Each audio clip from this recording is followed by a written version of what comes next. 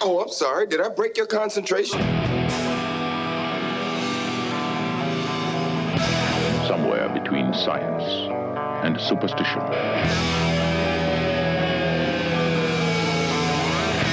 We have such sights to show you.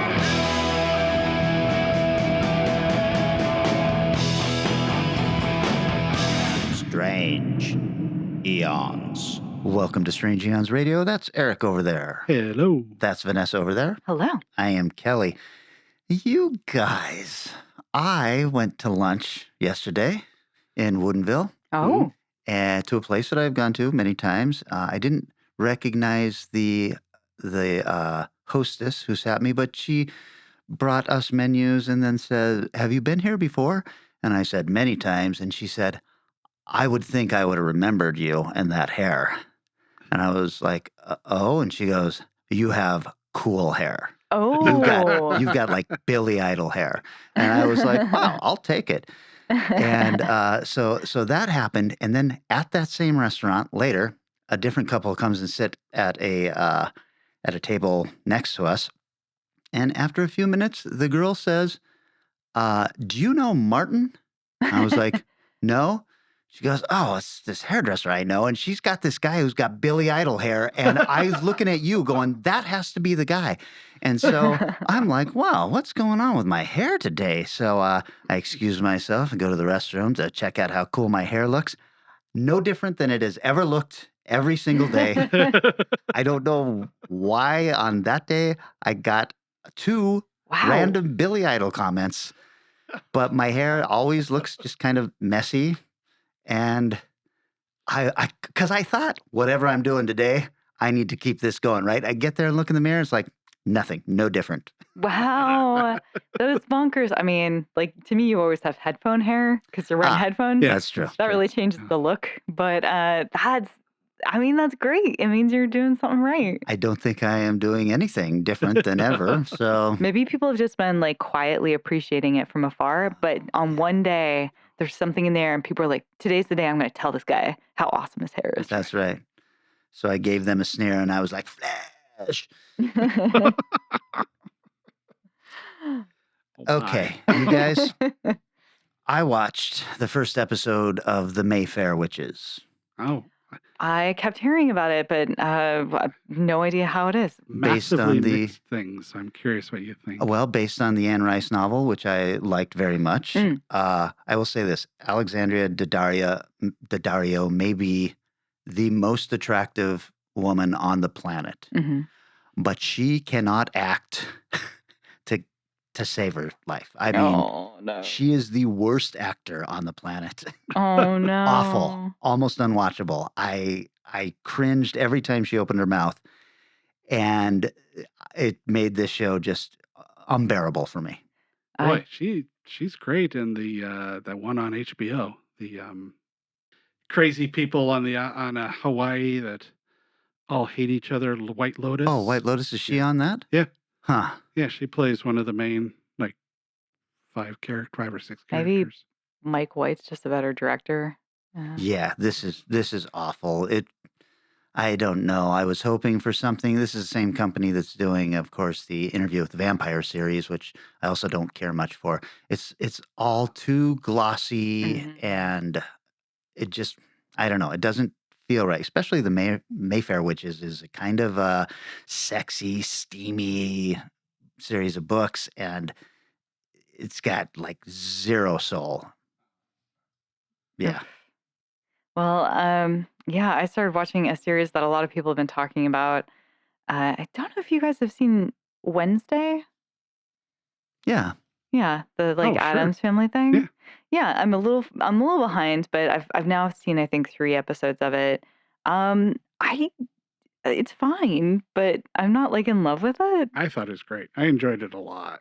Okay. I didn't make it through. I think I got about 5 episodes in and was just like, this is not for me. But Yeah, I know a think lot of people love it. Yeah. a lot of people love it. I think my problem, at least in the setup, is that she's this weird person from this weird family, and she usually with the Addams Family is juxtaposed against normalcy, and that's where the humor and the interesting stories come out of.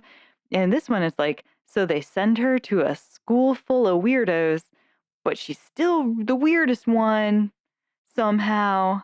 I mean, like, they have to work really hard to be like, okay, there's mermaids and sirens, there's werewolves, there's vampires, but she's the weird one. And I'm feeling like a little frustrated just by that setup because it feels like they're working extra hard to try to paint her as like the outcast when literally everyone there is supposed to be an outcast. But I The don't know. difference being, though, is all those groups you mentioned have cliques. There's groups Right. of them. She's pretty much Just on her just own. herself, and Right. that's where the weirdness came from for me. Is that like I'm not part of this group or that group, Hmm. uh, and I think that was well balanced with her roommate, who is on the outside of a group Right. that she wants to be a part of but can't be Hmm. yet.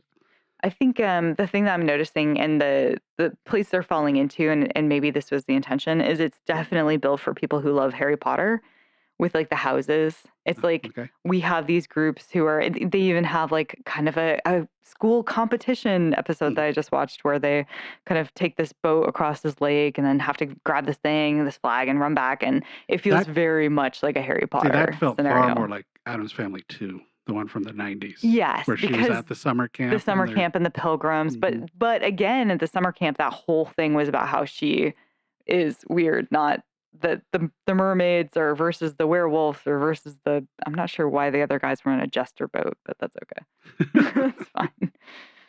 It just made me want a new season of Sabrina instead. That Mm. yeah, I, Dina really liked it, and for some reason she didn't seem interested in Sabrina. I'm going, Hmm. maybe you need to watch Sabrina. Yeah. Yeah. Yeah. So I do think Sabrina's better, definitely. But I enjoyed it. I thought it was fun. Uh, I don't know. People being people in high school, it's all the same storyline of any high school film. Hmm. But I didn't look at them as well. These are all the freaks. It's like no, those are the people that are comfortable in this school. She's Right. the person that's not. Right. Interesting. Yeah. I mean, I will watch it till the end, but I've just been kind of like, oh, I don't know. Maybe when they get to the dance that everyone talks about, That I'll was be weird. really. I watched that going, man, this is going to become a viral sensation. You weren't wrong.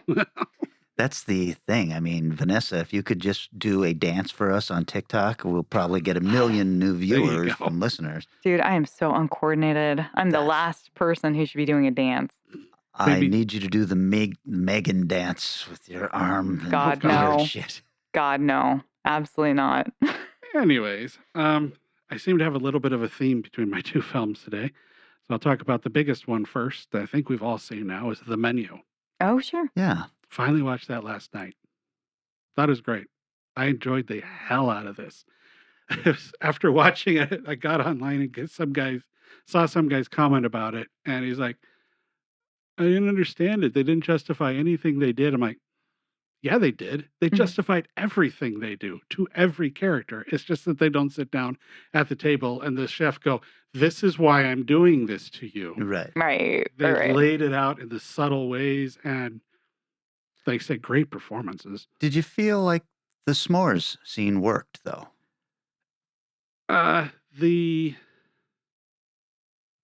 Yeah, in a way. If you look at the entire film as being, I'm taking out a whole bunch of people who sit pretending they're in judgment of everything, but in reality are just embracing what everybody says they should embrace and going along with, oh, this is a fancy dinner. Mhm. So it should be weird and unusual. I'm just going to go with it. Hmm. Or I work for this super wealthy guy who's actually ripping everybody all off, and I know it, but I'm just going to go along with it. Mhm. I think that theme fits along with that ending, which most of people would have just, like he even said at one point, he's like, none of you really tried very hard to Right. get away. Yeah, no one fought back. Yeah. So Kind of interesting. So I guess what I wanted then was less worry about what was happening during the first two acts. Hmm. Because they did seem in the second act, they were, they did not want to be there. They did not want what they knew was coming. And so for them to accept it the way they did, I was like, I need something different here. I either need them to be not accepting this or to have been totally accepting leading up to this. It was more like they led up to being accepting of it, where they each fought a little bit in their own way, but when they saw how bad things went for anybody that fought back, they just kind of fell back into that. There's no way this is actually going to go where it's going to be because I paid $1,200 for this menu. So I know at some point it might turn around, but that's not a bad argument. I'm not disagreeing with you. I liked a lot of this movie. It was Mhm. just the s'more scene didn't work for me. It was a weird choice. That is definitely true. And visually, it was very bizarre, except for the Yes. shot above I looking loved down. that. That was It looks so amazing. cool.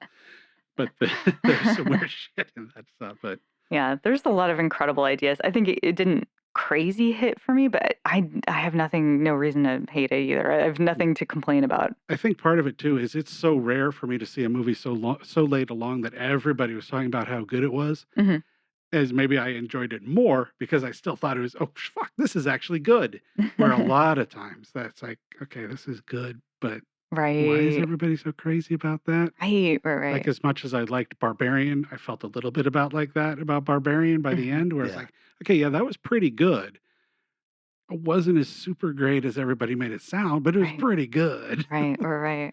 I can't watch any movie with Rafe Fiennes in it without being pulled out and going, neither of those names are spelled that way. And so why do we have to pronounce them that way? Is it Ralph Fiennes? Right. So that always infuriates me. I also thought, how interesting to get a movie like this and Glass Onion so close to each other, because I Oh, felt like yeah. they had a lot of similarities. I was literally just thinking, like, was it in that movie or Glass Onion that had the weird dock issue? I was like, where they couldn't land at the dock. I was like, oh man, I cannot remember. Rich assholes going to a exclusive place Yeah. Mhm. and weird shit going on. Definitely. Yeah. Okay, let's see. What else am I going to talk about? I think I will talk about Willow, which Oh, I no. finished. Did Oh, you? Is really? it? I've only heard that it's not worth I sitting just through. gave up. I'm like, Man, there were moments that I really loved, especially when Christian Slater suddenly shows up. Huh? I love Christian Slater. Nice. And for him to show up, I was like, what? Amazing. And he plays an amazing character, and his episode is the best of the episodes. It gets better. Mm. Yeah. Didn't have to be whatever it was, 7 or 8 episodes long. I think could have been 5. Boy, frustrating. I'll say this. And definitely is leading to a season 2. I imagine they're not going to let it hang the way they did. But I don't know. I mean, it's as good as that Lord of the Rings series was, Oh, which is not exactly high praise, but there you go. wow. All right. Well, I'll continue to be not sure if I'll ever bother spending time watching it or not. Yeah, it's like the Halo one with me. It's like, no, I don't think this is going to become what I want it to be. I'm Did you ever done. finish it? No. Mm-mm. Interesting. There's so much shit out there now. There's so many good things that Yeah. if something's like, darn, okay, say it. Yeah. I know it hasn't been renewed at this point for season 2, I believe. So there's They haven't still. said It's not? anything. Yeah. Okay. Interesting. We'll see. Well, I saw a film that is winning a lot of awards and is in a lot of people's top movie of the year, and Banshees of Inisherin. I've seen stuff about this, but I have not. Yeah, I watched it. You did. I did. Fucking hate this film. I wouldn't go that far, but I was. I feel like I was sold a different movie. I don't know. I can see that being true in either direction, because if you liked, what's the previous film with the 2 actors in it where they're assassins? Oh, right. That's Oh, in Bruges? in Yes. Bruges. Oh, Yeah. which So I thought was very Great, good. great. So movie. the idea, I think, is meant to be that it's similar casting, similar, maybe even writer or director, I'm not sure. But the idea is it's almost like a spiritual successor. And if Huh. you really want that, you're not quite going to get it. And if you really don't want that, you're not quite going to get it. It felt like it was a stage play. I think it was a stage play, maybe. and I fucking just don't. It's so smug and it's so quote unquote smart and it's trying to say something and I don't think it's saying it. And I just was like, I sat through this torturously awful film Wow. and I want my time and my money back because I got nothing from it personally. I was told that I was going to get a kind of bleak comedy drama, Hmm. dramedy, as they say. And I kept waiting for the comedy to show up. Sure. One day this comedy boat will come. That's weird. Somebody that I respect very much, who had suggested this to me, Hmm. and then I said, "Yeah, not a fan." He then said I completely missed what the film was about, which was uh, what would you call it? Not an analogy, but Like An allegory? an allegory. Thank you to Civil War, in that these two people have different ideas of what they want their country to be doing, and they will fight it out to the point where they're even damaging their own selves Hmm. to keep an idea going that maybe makes no sense, and Wow. how civil war tears apart a land, and then how at the very end of it nothing has changed except that the two people decide that they will not exactly be friends, but they won't fight anymore. And he laid out this pretty compelling idea for me, and I was like, wow, that is amazing that you got that. I don't know if that's what they were trying to do or not, but Maybe. I mean, look, cut off your nose to spite your face. Awesome. Does it. Cool. The whole time I was like, great, you're really clever for doing this thing that is not that clever. Like I think sometimes people make films and they're like, oh, I'm so smart. Oh, my stuff is so genius. No, I never. am so cool. Lobster. For me, yeah. The Lobster is probably 3 times better a film than this. Holy shit. It has a lot more to say about everything. This was like, it just felt like somebody was trying to be so smart and so smug. And the whole time I was like, no, I get what you're doing. I don't care. I just don't care. I'm sorry. It is not. I'm sure somebody out there who's experienced Civil War in 17, whatever, 18, whatever, can really identify with this film. It's a period piece? Yes. it is. Holy shit. Yeah. But there's too much that I just felt like it's so specific and it's so painful to sit through, much like The Lobster. And you have no one to root for except for maybe the sister, but she's like gone at one point. And I don't know. I don't think anyone should win an actor award for this. They don't do anything. They just sit there and look at each other and go, why won't you talk to me? That's not acting.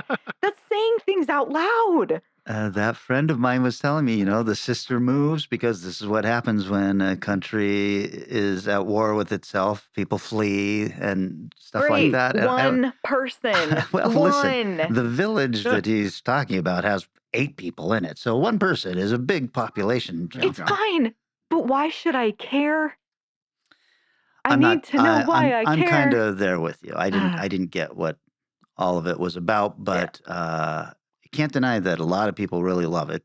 A lot of people really love it. I just don't think anyone should be getting an award for like a performance. What performance? I ask. I mean, like In Bruges, that's a film where it's pretty good. I might not have Yeah. like felt great watching it, but it's a good movie. And it does have humor. And it has humor. This Yes. has like the funniest thing that happened was when he like tells the bread dude like to go home because his dad's dead, and the guy gets really upset. Like that's the closest to a funny thing that happens Why? in time. Yes, this is the closest to humor. Everything just It's Jesus. brought to you by I literally said, I don't want to watch this film if he actually cuts his hands off or fingers off. Wow.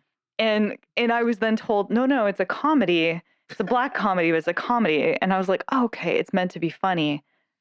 I dare to differ that there is a fucking humorous bone in this body of a dead movie. Anyway, glad people out there liked it and got some out of it. You know, Wow. Definitely This- better than Top Gun. Definitely better But than. other than that, I have no strong feelings on this film. I'm getting more angry thinking about it. It started off, okay, oh yeah, I kind of want to see that. Oh, maybe not. Now I kind of want to see it again. Because you've ranted so deeply in how bad it is. It does make me extremely angry. You Anyway, so the other film I watched. ever seen Waiting for Godot? Imagine getting it ripped off hard. There you go. You're done. Okay, so the menu was a food-oriented one, and so was the other film I watched.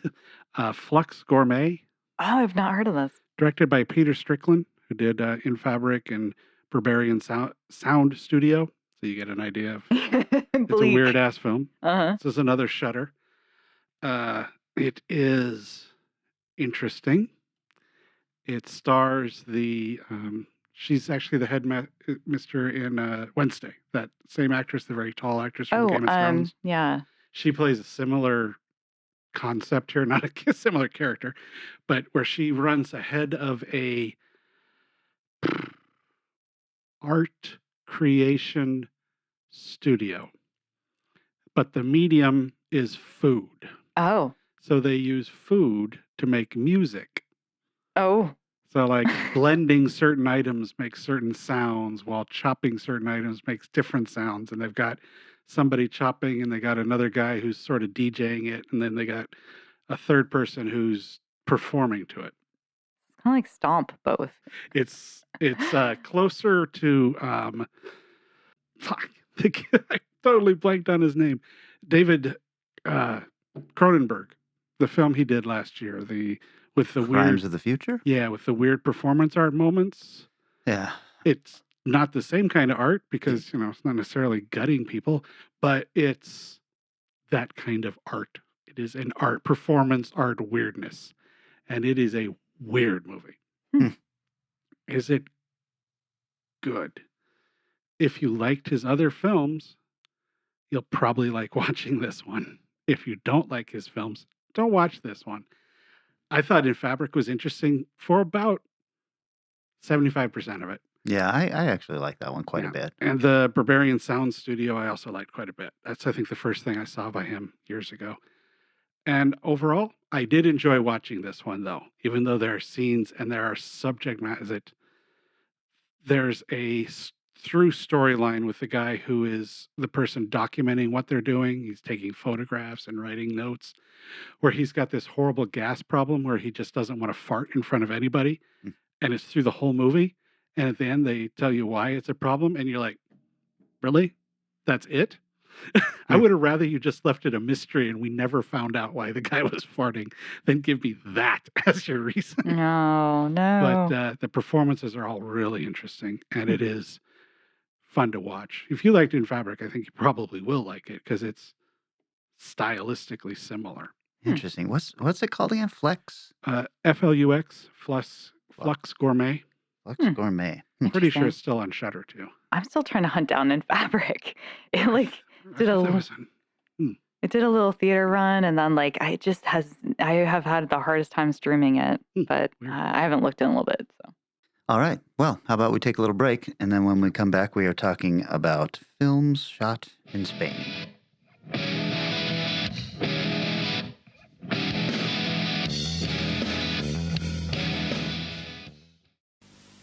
Masters, i dominatori dell'universo. Nella cittadella del serpente, la nuova roccaforte di Skeletor, Basop è incatenato e Clawful lo interroga. Parla, Moscone! Mai! Ma He-Man e Fist accorrono in suo aiuto. Non avresti dovuto osare! Fuggi, dannato! Fisto, con il laser di Strider, blocca Clawful. He-Man libera Basop. Skeletor si lancia allora con Rotom su Fisto. Ma He-Man, più veloce, col suo Dragon Walker, contrattacca Skeletor che fugge. Il bene ha ancora trionfato. Masters, i dominatori dell'universo.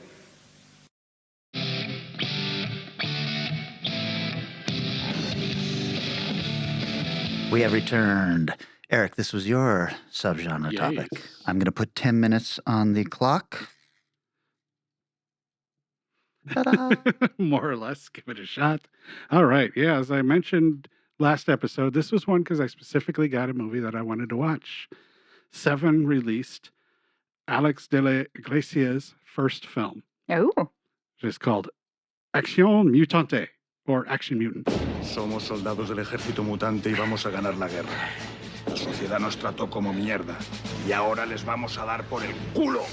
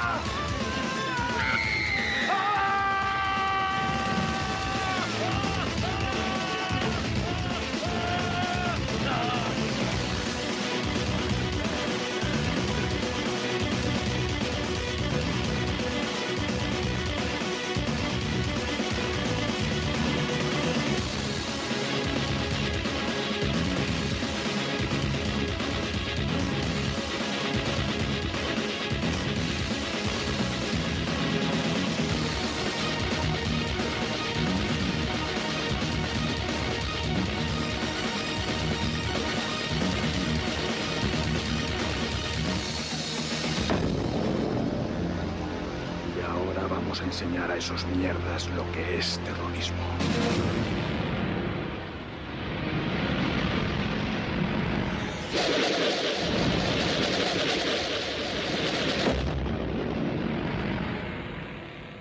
Yes. What a great title. 1993. Rotten Tomatoes 63 for crowd or audience critics, 66 for the crowd. Budget at 2.5 million, which is decent for a first feature, but it did box office of 1. Oh. This was not the movie that put him on the map. Right now, I could only find this as the Severin disc. Now, usually when Severin releases a film, maybe a month or two later, it'll show up streaming someplace, like Shudder's done some, Arrow's even done some. So I'm sure it's going to show up at some point if you don't want to buy the disc like this moron here does all the time. Anyway, so directed by Alex de la Iglesia, who you might know from the amazing 30 Coins, Witching and Bitching, Predato Durango, which I talked about on episode 114, and The Day of the Beast, which I talked about on episode 73. Woot. And The Last Circus, which is one of his I feel like I need to rewatch. Oh boy. This is written by Jorge. Good Lord, man. I'm going to spell this. And if you guys think you can say it, you go right ahead. Guerrericaecevarria. Gero Gavicheria? Nowhere close, but that is a giant name. Sorry, Carlos. Yeah, no shit. Tell us what it is later. He is the writer of 30 Coins, Witching and Bitching, Perdido Durango, Day of the Beast. And you Spain get is the a idea. small country. He's works with this man a lot. And Alex was also a writer on it. So they both were the writers. Actor Antonio Resices, who you might know, 168 credits, Wisdom of Heroes, Unknown Origins, Dying of Laughter. Alex Angelo, who's in Pan's Labyrinth, Day of the Beast, Live Flesh, Brain Dead. He plays the priest in Day of the Beast.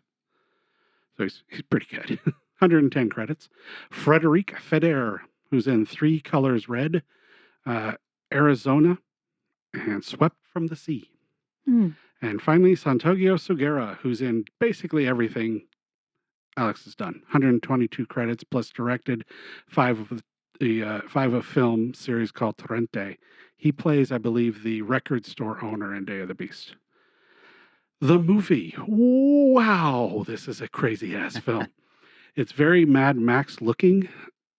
It's got a group of people who seemingly are trying to kidnap this muscle builder guy with his half-naked girlfriend on a waterbed already killed. And they accidentally kill him because they put the tape on too tight with a lemon inside of it or something like that. Yeah. We immediately go into a crime report about the murders. These murders were conducted by a terrorist organization called Mutant Action. I like it. The opening song explains what's going on for the entire movie, which is good because it would be really, really weird to follow if you didn't have this. The idea is at some point in the future, the beautiful people control everything, while the mutants are down below kidnapping and killing the rich, pretty people. Such a far stretch. Um, they attack exercise gyms, movie-related vents, and sperm banks Wow. That's, to slow oof. down the reproduction of the perfect people. And from there, they introduce all of the mutant action team. Some have missing limbs, some can't hear. One has the lowest IQ on the planet, Oh, but no. is super strong. It goes on from there. There is a lot of humor in this, per usual with most of his work. There's a fairly uncomfortable scene. At the same time, there's a bunch of the pretty people in a bar partying and partying and laughing outside, watching the cops beat the crap out of a mutant, and they're all enjoying the show. There's a lot of the City of Children look to this film. Come out 2 years later. MA, the mutant action, has a base with a giant mutant bug thing that they're feeding. I'm not entirely sure what's going on with that, but they do have a leader of theirs just got out of prison, which is good because they have no idea what they're doing. He's like, well, how'd this one go? Well, we ended up killing him. Well, how'd this one go? Well, we ended up killing him. It's like, yeah, that's not how you make money, people. So it's not wonderfully organized. Kidnapping shown to go into killing massacres. They eventually do kidnap. They kidnap a bride from her wedding, and this scene is batshit crazy. Imagine the art decoration of a 70s sci-fi movie, slightly more colorful, with ridiculous dancing to match. Yes. And these are the rich people, and they go and they turns into a big old mess, but they end up kidnapping the lady they wanted to kidnap. And from here, actually, the movie gets a lot darker. It starts to get a little dark and a little nasty. They first show the lady after she's been kidnapping. Instead of gagging her, they've stapled her mouth shut. Oh. But as the movie goes on, there's a reason for that. If she'd been able to kind of speak, it would have altered a lot of the shit that goes on very easily. So as she's trying to speak, she might have gotten a gag out easier and their storyline would have been screwed. But since she's stapled shut with like 7 or 8 of them, she's fine. And then the guy takes the staples out and there's like no injuries left on her lips. She looks the nice, pretty lady she was at the beginning, just now in a Mad Max looking wedding dress, with the torn apart. And the idea is they've kidnapped him and they've asked this super wealthy guy for 100 million or something like that. And they want to meet on this other planet to do the exchange. The other planet hasn't had a woman on it in like 6 years. So you can imagine the trouble that leads to the two of them or the mutant group trying to get her to the drop-off point. It's really pretty good. It's not one of my favorites by him, but it's good. It's paced well. It's weird. If you enjoy his stuff and like City of Children, that look, you're going to like it. Trivia. The film takes place in 2012. Oh, the far-flung future. That's right. Spain and France worked on it, so it's got some spin. One thing I found interesting, this had hit me the same kind of way Witching and Bitching did, was like, which I liked, but just didn't like as much as Day of the Beast or Perdita Durango. Found out Perdita Durango and Day and the Beast were edited by Teresa Font, while the other two were edited by a different person. So it's very interesting to me that these two that I like the best were edited by one person. These two that I think are still good were edited by a different person. It's like, editing matters. Yeah, there's an interview with him on the disc, of course, where he basically talks about getting everything he needed. He's like, I felt like baby Spielberg or something. Like the studio believed in me so much. Wow. They just gave me what I needed. The pre-production was so long. One of the producers left and produced another film. Oh my gosh. Came back and worked on this one. Oh my God. Calls it one of the favorite times of his life. And reading through this, I found out that one of the inspirations for the look of the film was from the movie Delicatessen, which came out in 1991, directed by the directing team that did City of Lost Children. Oh. So that's why even though City of Lost Children came a couple years after, Delicatessen also looks a lot like that. He did enjoy a review where somebody called it well done nonsense. largely because he felt like, well, this shows at least I made a movie. Mhm. So he was really young when he did this, early 20s, and it shows in some of the things that are done in the film that probably would be smoother handled now if he did it. But for a first feature, shit, you can tell why this guy went on to do some damn good films. Does this have his? It doesn't sound like it has, which is why I'm asking. His sense of humor. Oh yeah, Oh, it does. oh yeah. Okay. It's darker. His sense of humor is actually lighter in Day of the Beast Oh. than it is in this, but it is definitely there. There's a really, really nasty stretch of humor. It starts off funnier than it ends, or the middle stuff when they're flying, but yeah, still has this comedy edge. You know, I actually really like Witching and Bitching, but it's just so hard to get past that stupid title. Yeah. Mm. That's that, and like I mentioned, Circus of the Dead. I want to go back and rewatch both of those. I had no idea who this guy was when I watched either of those films. Right. And once you get the idea of what he is as a filmmaker, if you like it, you're gonna like his stuff a lot. Yeah. Yeah.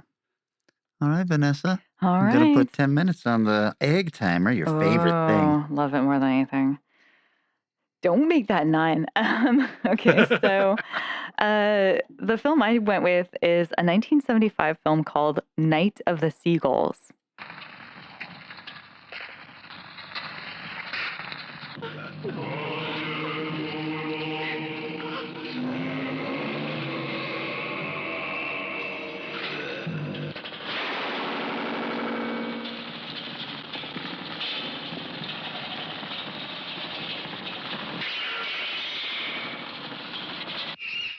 The Night of the Seagulls. With Maria Costi, Victor Petit, Sandra Mozorowski, Julie James. The pretty girls, when they die, they become the seagulls that scream and cry. They're the damned spirits of the sacrificed girls. The Night of the Seagulls. What's that? A beast of the sea.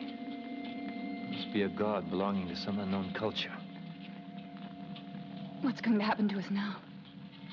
I don't know. But this idol is responsible for all the sacrifices. Directed by Armando de Osorio. A Pro Films and Ancla Century Films co-production.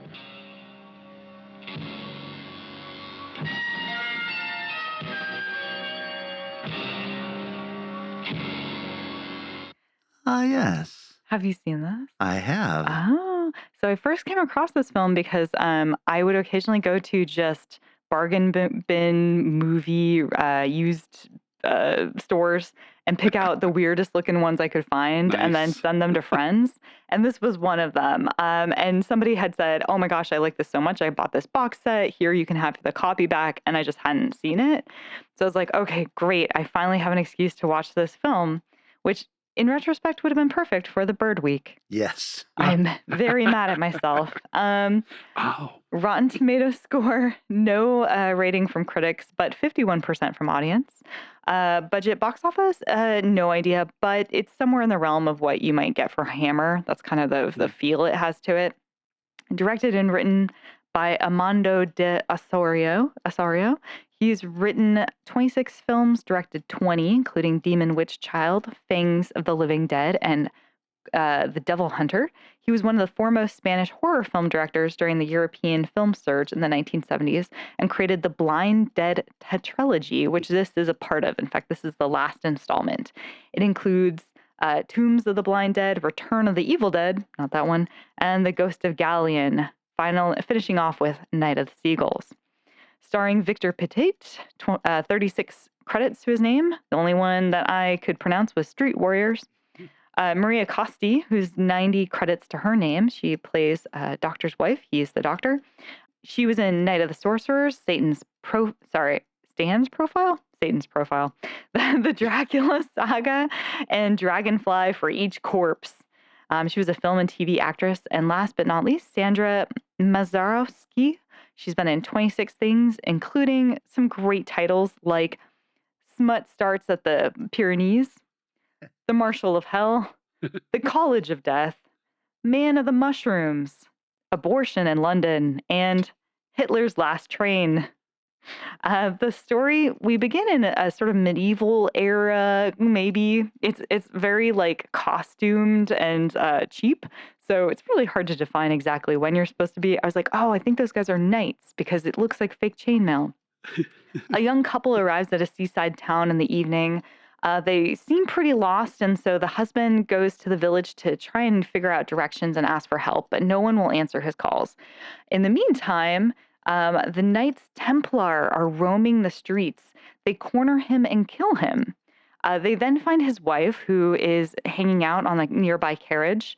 They grab her and strap her top side up to a horse, so her breasts are nice and on display, which they are through this whole first scene. And they carry her off to this castle. There, they have this kind of statue of a fish devil god guy. They stab her through her chest. Lots of fun nipple action. And they then dig around in there, grab her heart, pull it out, and feed it to the stone god's open, gaping, fishy mouth. We then see a bunch of crabs eating her, and it says, present day. A man and his wife arrive in the same rural town. It appears to be stuck in the older era, is not changed at all. The wife is not thrilled about being there as she had to leave family and friends behind, but he is a roaming doctor and has been assigned to this town. He takes his job very seriously and asks her to just go roll with the punches with him. But the entire town is super unnerving, and she finds it to be quote unquote evil. The people refuse to talk to them, and even the old doctor that they're replacing is hesitant to share any information. He packs up and says he's going to leave that night, even though it is very late. He says, I cannot stay here, and you guys should not either. But if you do stay, don't talk to anybody, don't ask any questions, and don't leave this house. That night, they hear seagulls crying, and Joan, the wife, is really freaked out because seagulls don't make sounds at night, apparently. He is like, oh, honey, you chill out. We're going to just wander outside and see what's up. And while they're... hold on just a moment. We Yeah. have a seagull expert with us. I'm curious. Oh, yes. Did you Do ever... seagulls make sound at night? If they're awake. There you go. Oh, okay. So I think, yeah, all right. So if they're sleeping, so if they're awake, something's wrong, maybe. Could be. There could you go. be. Oh. I forgot about your pet seagulls. So while they decide to wander out into the night, and they see there's this weird town ritual happening where a bunch of women, all dressed in black, take this girl, young, beautiful girl dressed in a white nightshirt, down onto the beach. And the guy goes, see, just some weird local customs, nothing to worry about. Let's go home.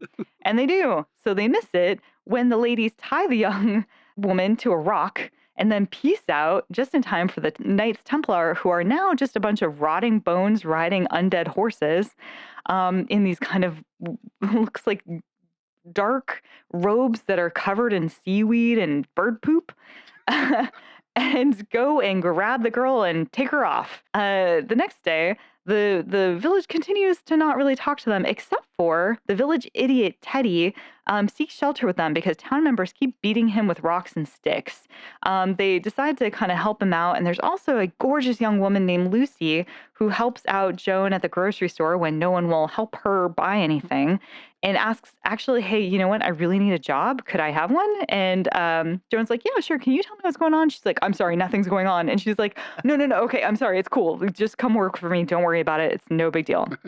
The next night, that night, a young girl knocks on their door in the middle of the night and begs for shelter, also beautiful. They offer it to her until the townspeople show up about 1 minute later, including her father, and say, nope, goodbye, we're out of here. So they just kind of stand there and let her go. Third night, same thing happens, but this time they are coming for Lucy. So we discover that according to Teddy, who's not supposed to tell them anything, every 7 years, 7 girls are taken on 7 consecutive nights by these ancient skeleton knights to sacrifice them to their sea god. And then the crabs get what's left.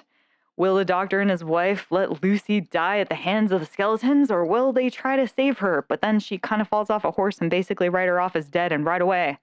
Well, Well, they learn that they can burn these dudes down super easily, but then only do it twice and then never again and just kind of let them murder everybody else? Well, the crabs eventually get super full and stop eating the gorgeous dead lady parts because they're kind of fat, obese, sad, slow moving crabs. Stay tuned. This is a kind of an interesting film. I don't know. It was it was a little bit hard because it felt like the film transfer was really good. Visually, it looked great, but the audio quality was really rough and there were some odd sounds happening underneath.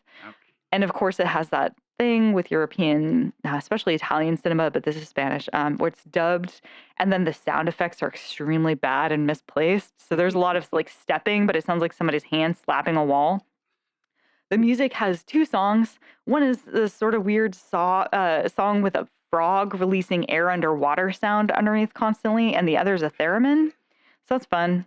Lucy is gorgeous. The wife Joan is infuriating. Every time somebody comes to the door, she just stands there petrified and then lets them walk in, including if they're a skeleton holding a giant sword. It's just hard to watch girls sucking at life in these 70s films.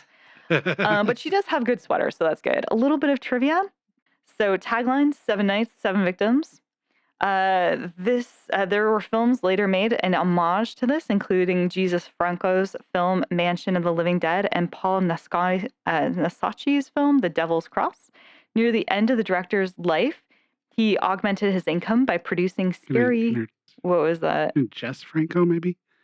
No, it's His name's Jesus. Jesus Franco. But thank you for suggesting. Now I know. Now you know, and that's the rest of the story.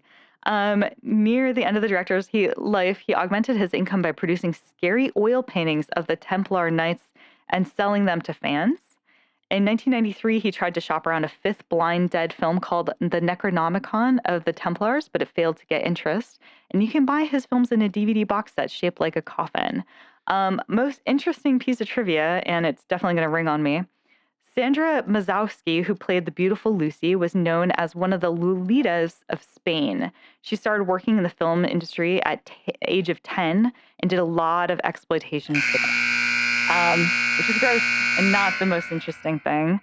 The most interesting thing is in 1977, 2 years after this film was made, Sandra died suddenly by falling off of a balcony at 4 a.m. The official line was that she was trying to lose weight and thought she was fat, so she jumped. But then somebody else said that maybe she was watering flowers at 4 a.m. and then just kind of fell off. But most likely, the true story is way crazier. She had been having an affair with King Juan Carlos I, had become pregnant, and refused to terminate the pregnancy. There was a quote-unquote intervention with third parties linked to the Secret Service and or Royal House security staff, and just kind of took care of her. Other royal lovers, including Italian singer Raffaella Cara, also died under mysterious circumstances. Wow. Holy That's shit. kind of crazy. Yeah, Cool. really, really bonkers. So first of all, the fact that there's like a tribe of women actresses in Spain called Lolitas is messed up, but then also that you can just get murdered if you piss off the king is also very fun. I think you can always just get murdered if you piss off a king. True. So if you get impregnated by a king and he don't want it, maybe don't be like, well, I'm having it anyway. You'll never get the best of me. The Blind Dead series of movies are movies that I don't particularly like, but I love the design of the skeleton knights. So especially fun. riding zombie horses and everything is so cool looking. Yeah, I wish and the fact that they like can't really see because their eyeballs are gone, but they're kind of stabbing in the air, trying to like guess where people are. Oh, really neat little details. Yeah, it really deserves to be, at least the idea deserves to be remade in some way that that incorporates, modern storytelling and film with better effects, but the same design. That would be so cool. All right, I'm putting 10 minutes on the board. Here we go. My film from Spain is Count Dracula.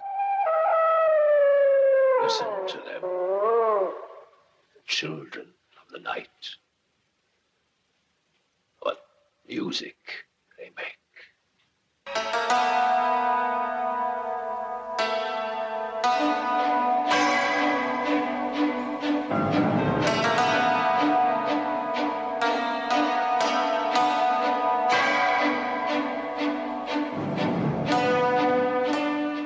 beauty.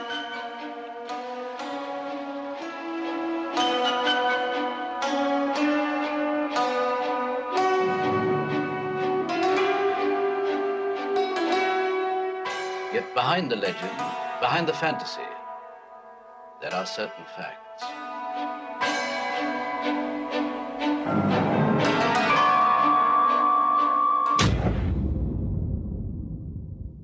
$1970.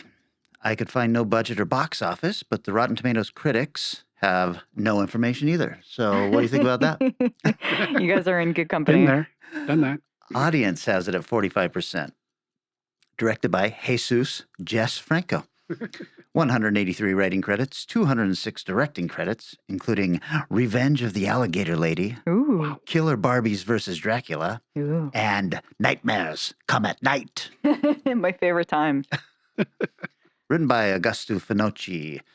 19 credits, including Who's Afraid of Zorro, Macho Killers, A Cult in the Hand of the Devil, and it is also credited to Bram Stoker, who wrote the original source novel. Side note, Eric, this movie is edited by Bruno Mattei. Oh. When his name popped up, I was like, my. well, I've got to list the editor. Starring Christopher Lee, who has 288 credits, including one upcoming project called The Time War. He is the narrator of that film. Also starring Herbert Lom, 114 credits, including Murders in the Rue Morgue, The Dead Zone, but will always be known to me as Chief Inspector Charles Dreyfus in the Pink Panther movies. Yeah. There you go. Klaus Kinski is in this. He has 137 credits, including Jack the Ripper, Nosferatu the Vampire, and Vampire in Venice. Got a lot of vampire stuff going on there. Fred Williams, 44 credits, including A Bridge Too Far, She Killed in Ecstasy, and The Vengeance of Dr. Mabuse. And when I saw the name pop up, I was like confused because I thought it was Fred Williamson. And I was like, I cannot wait to get my blaxploitation hero as Harker in this film. Very disappointed. Also stars Maria Rome, who has 27 credits, including Dorian Gray, Treasure Island, and 10 Little Indians. All right. Not going to be big reveals in this story. This is, as you may have guessed, the typical story of Dracula. But it does start with a pretty great title card that reads, over 50 years ago, Bram Stoker wrote the greatest of all horror stories. Now, for the first time, we retell exactly as he wrote one of the first and still the best tales of the macabre. That is not quite true. Yeah. None of that is true. Really they don't boastful. retell exactly as he wrote. And also, I have read Dracula more than once, and it's not a great book. No. It's a little hard. dull. It's, yeah. Hard read. A lot of letters. It is a lot of letters. So we meet Jonathan Harker as he is boarding on a train, and he sits down opposite a passenger, and they get to talking and all of this stuff. And of course, this is the typical stuff. It looks like they're speaking English, but they have also been dubbed in English. Yeah. So it's just like, oh boy, what's going on here? But he tells the guy that he's going to Castle Dracula, and the other passenger's like, yeah, fuck. So he gets to the inn that he's staying at, and they've got his room prepared for him. But he has a difficult time falling asleep because their day for night is shit, and it doesn't even have a blue filter over this, to let you know it's nighttime. Oh, no. So we get the typical scene of Harker being picked up by a specific stagecoach and then taken on his way to Castle Dracula. And the day for night thing is really annoying because they even spike the camera with the sun at one point. But they have pumped enough thick fog through the woods to make it look really fucking cool. He has a scene where he's standing there and the fog is billowing so coolly through these trees that I was like, I gotta admit, this looks pretty great. There's a pack of wolves that is running alongside the coach. It is clearly a pack of German shepherds. Excellent. But I had to remind myself that nowhere in this particular movie does he actually say wolf, so maybe they're just supposed to be wild dogs. I don't know. The coach drops him off at the castle, and then Dracula opens the door. And it's pretty cool because Christopher Lee has a white hair and a white mustache and looks reasonably old. And that is what this film, I guess, is known for, is being the first film to portray the Count as an old man who gets younger when he drinks blood. Oh. So they do all the typical stuff. There's a great scene that was clearly added back in at some point. It must have been edited out, and then they found it, but they didn't restore it. So the quality of the film does not look as good. But there's this woman wailing outside the castle and pounding on the door and begging the count to give her baby back. And I was like, this is a great scene. I'm glad that this was put back in. There's the three beautiful brides of Dracula, and they are about to attack Harker when Dracula shows up and, you cannot have him, and then tosses a sack of baby at the girls, and they all run off with that. I liked that. Oh my God. The next thing we know, Harker is woken up in a sanitarium in London, and he's told he was found floating in a river in Budapest. He meets Dr. Seward there, and then Mina and Lucy show up and take him home. Renfield is also a patient there, and the sanatorium, instead of being run by Seward, is run by Van Helsing. So this is not exactly retelling the book at all. There's all the typical stuff with Lucy being attacked first and getting sicker and sicker until she dies. I have to say, the woman playing Lucy is so gorgeous. It made my teeth hurt. Her name is Soledad Miranda, and she is considered Jess Franco's greatest discovery. She was killed only a few months after this movie came out in a horrible car accident. Oh, wow. She wasn't sleeping with anybody, was she? Nope. Okay. Just checking. Van Helsing, who is Herbert Lom, he teaches them all the vampire lore, but he's fine basically sitting back at the hospital and sending Harker and Seward out to do all the vampire slaying. There's a scene that has all the ridiculous zooms that Franco is very famous for, except it's even more ridiculous in this because it's to a bunch of taxidermied animals. It's fucking hilarious. There is a super anticlimactic ending where Dracula is dispatched of very easily, and then the credits roll. I'll say this, the movie starts out amazing and falters about 40 minutes in. But up until then, I thought I'd found like this forgotten classic. Herbert Lom snoozes through most of it, unfortunately, so that was a bummer. Kinski was tricked into appearing in the movie by Franco, who slipped him a fake script bearing no mention of Renfield or the Count. And of course, he insisted on eating real flies. Oh, good. Yeah. That's him. Yeah. It is shot in Spain, and so London looks very much like Barcelona.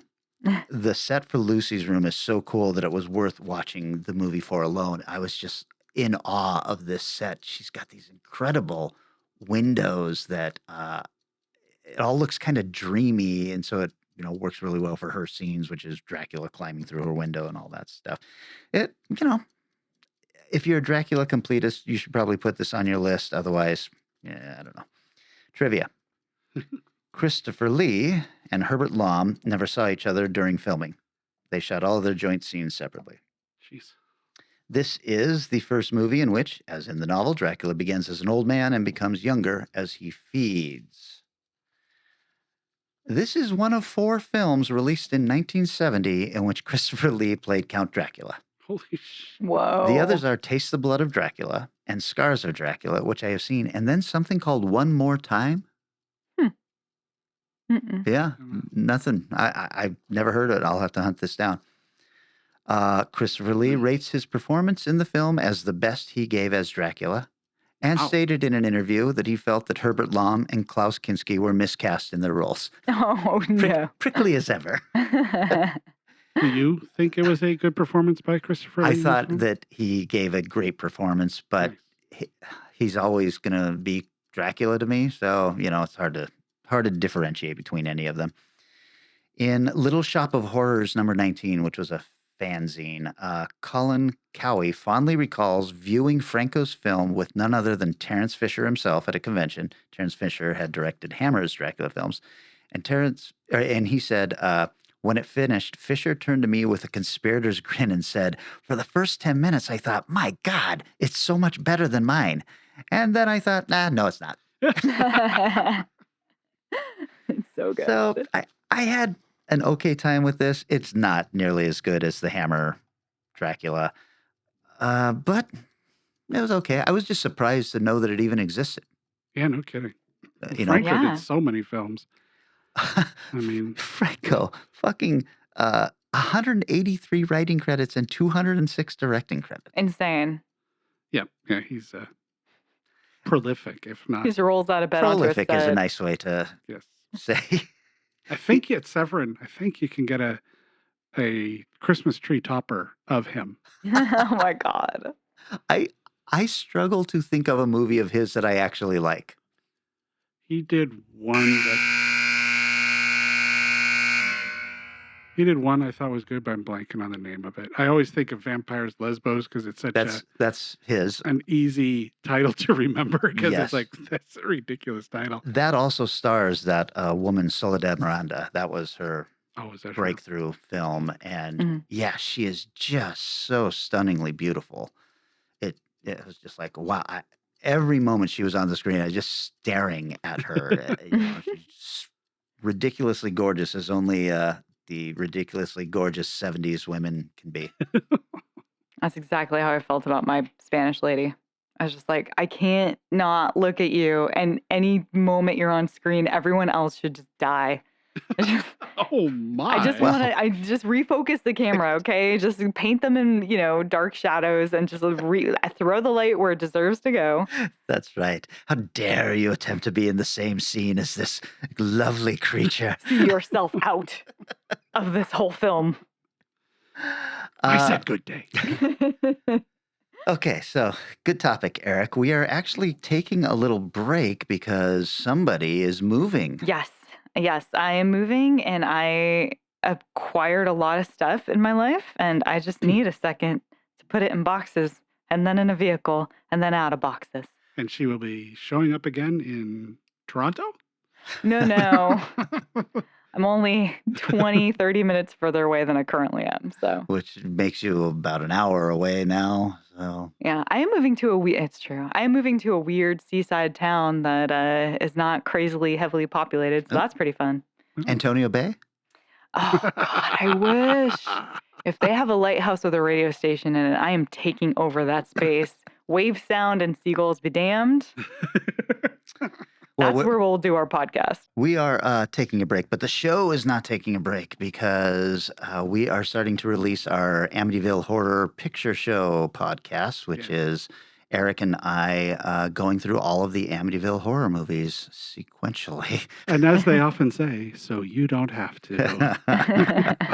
So we'll be releasing the first episode, which is, of course, the original Amityville Horror. And our guest, it'll be a revolving door of guests. Our first guest is going to be none other than Anthony Kay. Yay! Aww. So, and Vanessa actually recorded an episode with us that'll be coming up when we get to the third movie. I did. It's super exciting. I'm so glad that these are finally getting released and people can enjoy. It's Strange Eons Presents. Is that correct? It absolutely is. Strange Eons Radio Presents. Oh, love it. A SAR presentation. Yeah, so that's what you're going to get next week. And then after that, we'll be back to our regular scheduled programming. And I don't know what our topic will be, Vanessa, then, but you've got plenty of time to figure it out. I will think about it between hauling boxes with cardboard and putting tape upon those. If you could go beyond a movie about moving or something like that. Hey man, I draw from the wild world that is life, okay? Okay. Now I know exactly what I'm going to do. Movies with things in boxes. Moving horror. It can't be any of the Amityville films. That's all I got to say. Fair. Yes. This is the part where we thank everybody for liking and sharing the posts, commenting, and all of that stuff. I really love seeing that. Yep. Make it, share, bring it on. Let us know what Spanish film maybe you liked. Did you watch 30 Coins? Did you enjoy it? If you didn't, boy, I'd love to hear why not. Also, remember, guys, because this is the hardest part about Spanish films, Spanish horror films, Spanish any films. It isn't Mexican. It's Spanish. They just both share part of a language. So don't be suggesting some South American amazing thing you came across. And don't share a list of best Spanish films, best Spanish genre films that is not actually from Spain. Because, man, that's not useful for this topic. It did really kind of hamper me because there are a bunch of films that I was like, oh, I'm going to maybe look at this one and everything. And then I was like, country of origin, Mexico, dang it. Yep. So I've got some Spanish language films on my list that I'm going to have to check out. Yep. Don't forget, you can also reach out to us via our Strange Eons Radio hotline, which is 253-237-4266. I am really pleasantly surprised by how many Yeah. people call in and leave messages. Yeah. Really appreciate that. Yeah, it's so nice to hear from you guys as well. It's just us Absolutely. talking to you. All right, so we will be back in 7 short days with the Amityville Horror Picture Show, and then the week after that, we will be back with our regular programming. So good luck on your move, Vanessa. Yeah. Have Thanks. fun. I'm gonna have a great time. There you go. All right, bye. Bye. Transportation and other considerations for Strange Eons Radio, produced by Pan Am Airlines. When you think of traveling, think of Pan Am. You can't beat the experience. Guests of Strange Eons Radio stay at Econo Lodge Everett. It's an easy stop on the road, if you know what we mean. Strange Eons Radio is recorded live in front of a studio audience. If you enjoyed this episode, please consider leaving us a positive review on your favorite podcast app. Sit, Ubu, sit. I can hate this film.